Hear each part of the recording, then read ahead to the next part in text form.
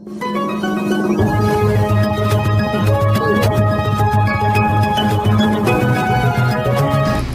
महापालिकेत आज एक मोठी कारवाई समोर आली आहे। वरिष्ठांच्या आदेशांचे उल्लंघन करणे, बायोमेट्रिक हजेरी लावून कार्यालय सोडणे आणि दिलेल्या कामात हलगर्जीपणा करणे या आरोपांवरून महापालिका आयुक्त डॉ. सचिन उंबासे यांनी मालमत्ता कर विभागातील 2 कनिष्ठ लिपिकांना निलंबित केले आहे।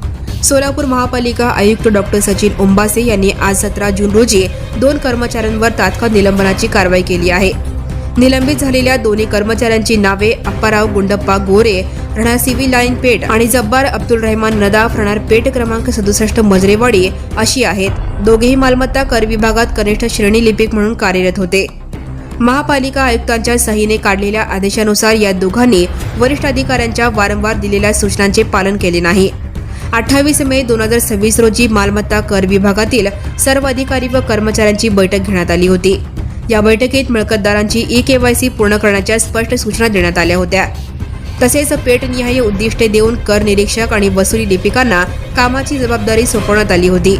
याशिवाय 8 एप्रिल आणि 7 मे 2026 रोजी काढलेल्या आदेशानुसार कर्मचाऱ्यांना नवीन मिळकती शोधणे, अपार्टमेंटमधील शिल्लक फ्लॅट्स आणि गाळ्यांची आकारणी करणे आणि दररोज किमान 5 मिळकतींची आकारणी पूर्ण करण्याचे निर्देश देण्यात आले होते। मात्र अप्पाराव गोरे आणि जब्बार रदाफ यांनी हे आदेश पाळले नाहीत। समज देऊनही त्यांच्या कामकाजात सुधारणा झाली नाही।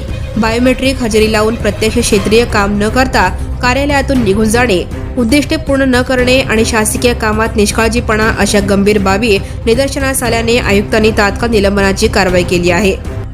महापालिकेत कामकाज सुधारण्यासाठी आयुक्त डॉ. सचिन उंबासे यांनी कठोर भूमिका घेतल्याचे दिसत आहे। ही कारवाई इतर कर्मचाऱ्यांसाठीही इशारा मानली जात आहे। Now and press the bell icon. Never miss a